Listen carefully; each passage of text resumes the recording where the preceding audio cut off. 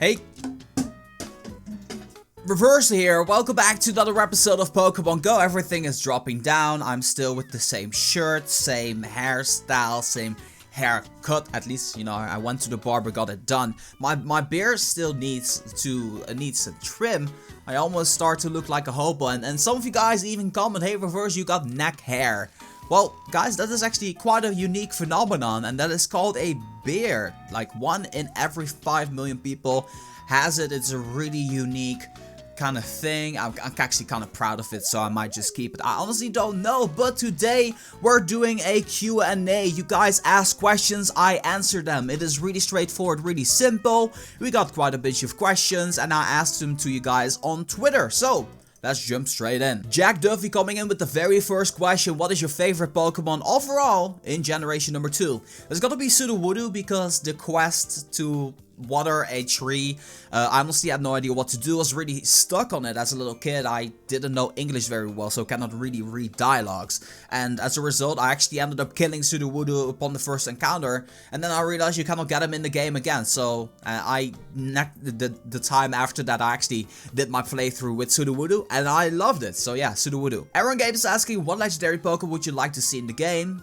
Lugia, I think Lugia is awesome. I think Lugia is underrated. I personally love the design of Lugia, and the uniques are kind of the attacks are kind of unique as well. So for that reason, Lugia. Alpha QREM 60 with Turkey Blue. He's saying, do you think it will live to gens 3 to 7? And he's of course talking about Pokemon Go. Will Pokemon Go die out? And trust me, I know Pokemon Go is dead. You guys comment that all the time. Who still plays this game? I still play this game, and a lot of you guys watching still play the game as well. So I'm just going to be answering this question regardless.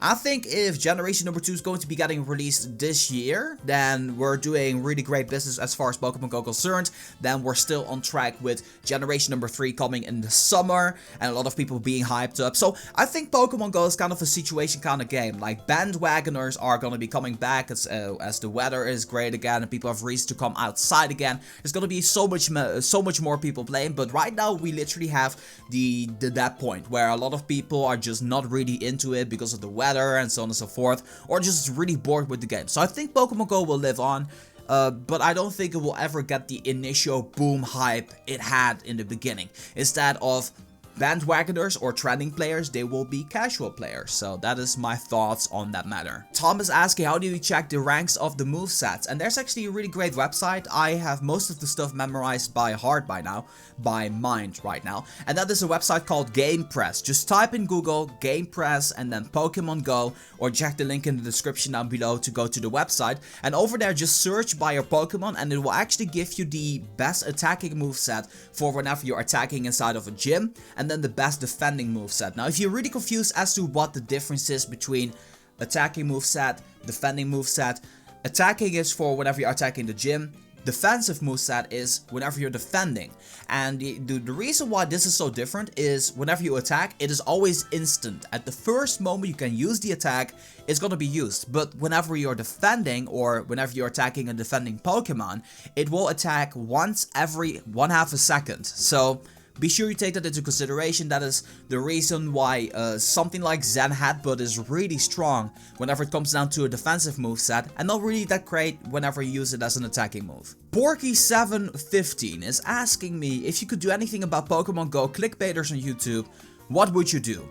To be honest with you guys, I clickbait. Just like anybody else of a reasonable size, everybody is clickbaiting in some way, shape or form, whether it be the caps lock title, the caps lock video description, the thumbnail to point something out. That is all clickbaiting. We all want you to click on the video. If you feel misled in any way, shape or form, then I'm doing something wrong. But if the title is exactly as the video is, if I'm talking about a legendary in the game and I mention it in the title of the video, and I do talk about the legendary to a certain extent, then it is not misleading content. However, I think you're talking about YouTubers out there who makes tens of thousands of dollars making fake videos such as, oh, take a look at the 25-kilometer egg and see what Pokemon comes out of it, or take a look at the shiny Pokemon coming out in Pokemon Go. It is absolutely insane. Or what is going to happen if you spin 1,000 Pokestops? You're still going to be getting 3 to 6 items. Nothing has changed in that regard, trust me. And the fact of the matter is, those types of Pokemon Go YouTubers is just insert disease word here. Absolutely terrible. They need to be removed of YouTube. I'm actually gonna make an exposed video on like 3 YouTubers or something, like the 3 worst Pokemon Go YouTubers out there, and I want you guys to spread awareness around that, because these are guys who earn tens of thousands of dollars with their videos. Like, I know a lot of you guys out there work hard day in day out, and they sit on their butt and they're like, hey, let's see what kind of video, let's see what happens if you open up 10 lucky eggs, those types of videos, and people click on it onto the millions, and it's just absolutely, it's actually stealing our views at the same time as well. So what would I do? Enforce YouTube's terms of service. Is misleading content. The video inside might not be that misleading, because they do say like, hey, this is not real game, but it's still misleading content regardless. You will click on it. You went in with the thought process of, hey, this is a real video. So yeah, there's that. That is misleading content, not allowed on YouTube. Terminate all of those channels out there. Not even kidding. And I don't care if they lose their jobs or their income. They're literally earning money based off misleading people. I wouldn't be able to look myself in the mirror if I were to be one of those YouTubers. I'm happy that I am not. Youngster Joey, my friend, the first battle inside of Pokemon ever.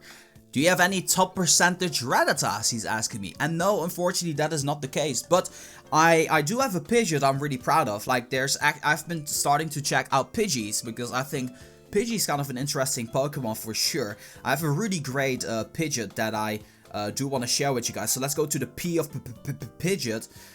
That's the R of Rattata. I actually have quite a bunch of Rattatas. That might be a perfect one out there. But Pidgeot right here, this is a 98% Pidgeot, and I invested some starters in it. Not too much, because I kind of want to hold a nice little bank there of starters, nice little storage. But it has Wing Attack and Hurricane, and the second best IV, 98%. I'm pretty proud of this one. So yeah, I am saving up, but maybe in the future for Rattatas as well. Josh Elliott asked me, what Pokemon did you get most excited about catching and hatching, or hatching?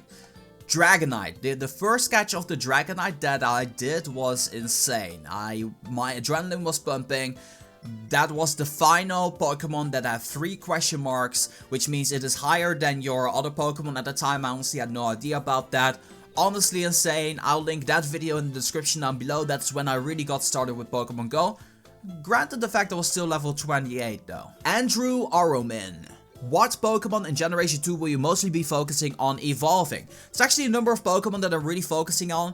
Getting Umbreon, Espeons, that's what I really want. Tyranitar is a Pokemon which will be my first buddy, or Larvitar or Pupitar will be my very first buddy regardless of the IV. So that's something you guys can expect. But also Steelix, Scyther, turning into Scizor, and then I really want a Kingdra as well. And the Pokemon as well that I really want to be getting is a bunch of Mareep, so that way I can get some Flaffy, and then get Ampharos, because that is the king of electric types in Pokemon Go for sure. Jacob Evans, good friend of mine actually. Jacob is asking me, how many Pokemon centers are you gonna check out? That is of course reflecting on my trip to Japan. By now I maybe already went to one, but I just really want to visit one to see what it is like in Japan, and maybe get some gadgets or something like that. I think it's gonna be really cool and insane to actually see what the Pokemon Center is all about. And I don't know if you guys knew, but whenever a Pokemon Center in Japan opens, there's lines literally 5 hours long for people to get in there, because they have like crazy discounts on the Pokemon Center. And that is something that I just want to see. What is the hype all about? What are the stores looking like?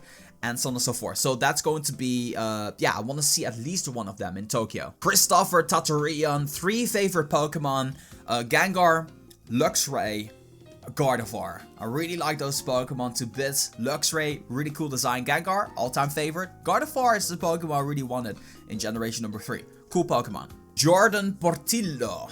Do you use your phone more often or the Pokemon Go Plus? Whenever I'm playing the game, I'm actually using the phone more often because I just feel if I'm using the Plus, I will miss out on too much experience by not throwing grades, by not throwing curveballs, and then the opportunity to actually catch the Pokemon is also less. Whenever I'm traveling, then I actually do use the Go Plus more. So if I'm in the bus or next to someone in the car, I will still use the Plus and I will still let it go off, even though it is absolutely pointless at this point. Wade Mystic. Can you log into my account when you're in Japan and catch a Pokemon? This is a question I've been getting a lot.